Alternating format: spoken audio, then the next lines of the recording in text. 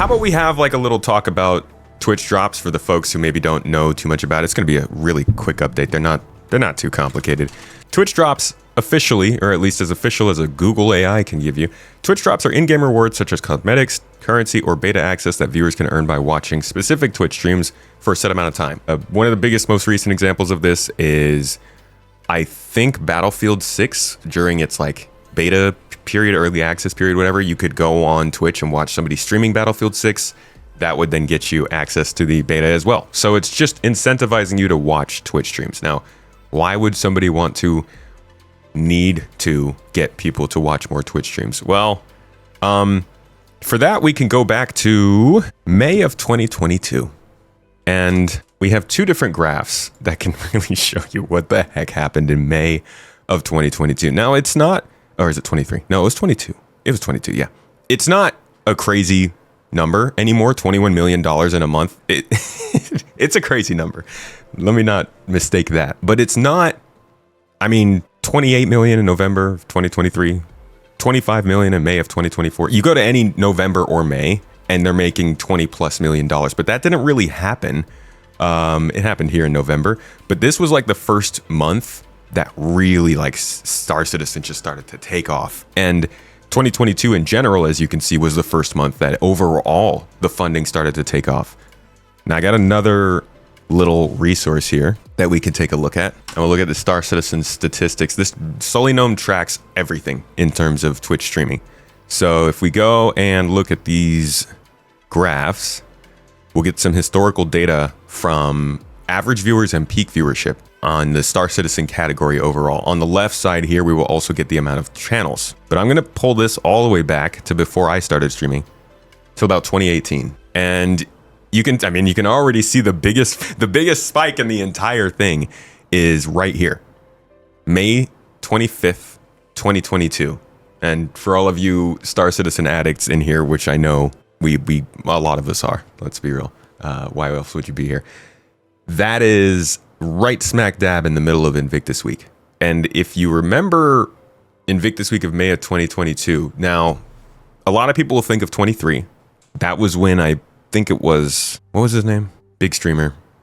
Used to do Halo. I watched him when he did Halo stuff. It's not Lyric. What was his name? Summit 1G, yeah. So he did a lot of gameplay, I think in 2023. And that also is like what a lot of, or maybe in 24, but there are spikes because of his play. But if you zoom in on 2022, you'll see that just in general, the peaks of the viewership got real freaking high. And for the first time, there were a lot of like really big names streaming it very regularly for probably a couple of weeks, I would say, maybe a few weeks.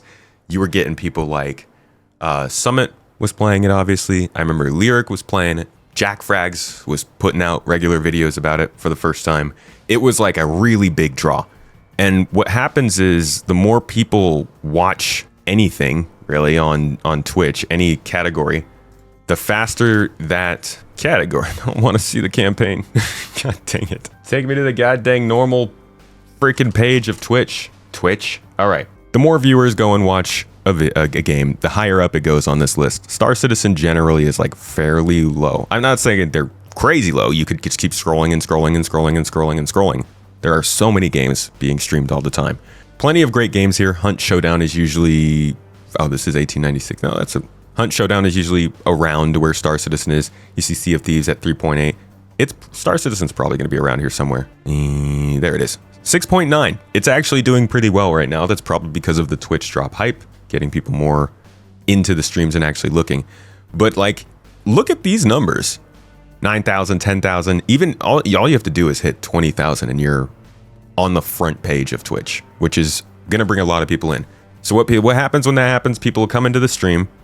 They will see that people are getting Twitch drops. They'll think, oh, that's cool. It is free stuff. I'm kind of maybe a little bit interested in this game. I was thinking about checking it out at one point. If I make an account now, I can get that free stuff for some time when I might possibly step into the game.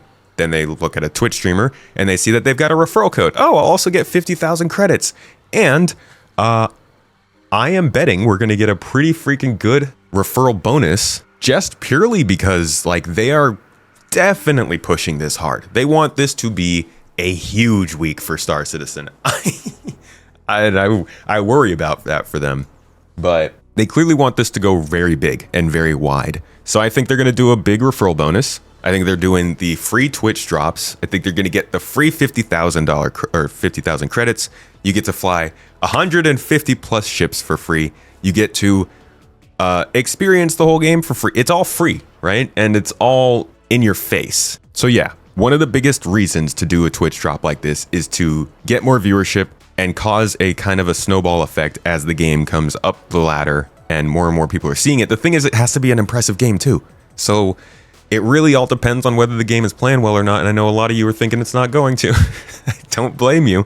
If they can make it play well, this will be a huge success for them. If not, I still think this is going to bring in a lot of people because they can just do that. I think people are fascinated enough with the idea that they put up with the jank, at least for the first couple months, and maybe CIG can continue to improve to stop those people from fleeing.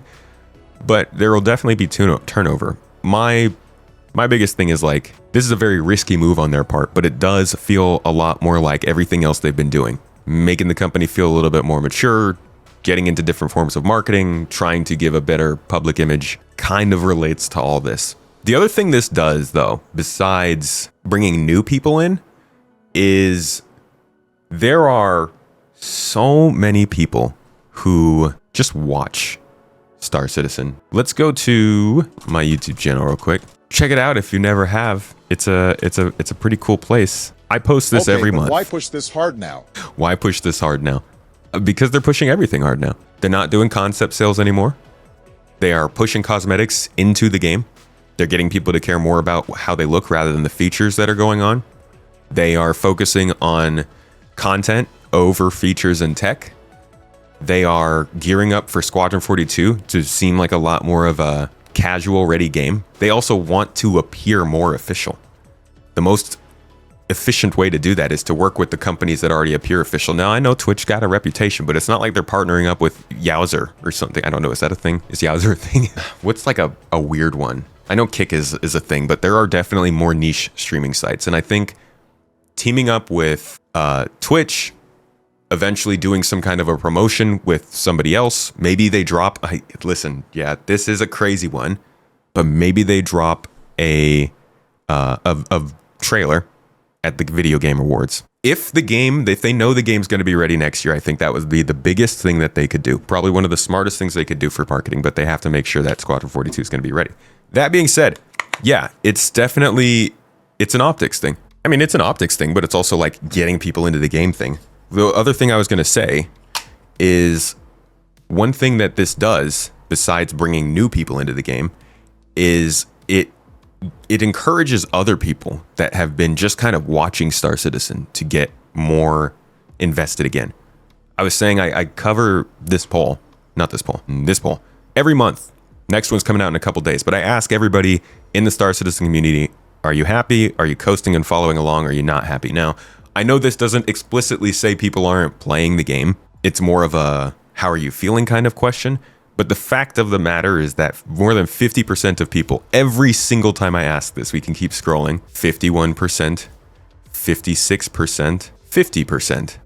It's consistent, 58%. Most people who are interested in Star Citizen are just chilling, watching and waiting, 51%. You can go all the way back to, I think, October of last year, and the trend continues, 58%, constantly, 56%. And the I'm happy, I'm not happy statistics changes every month, but this is always above 50%.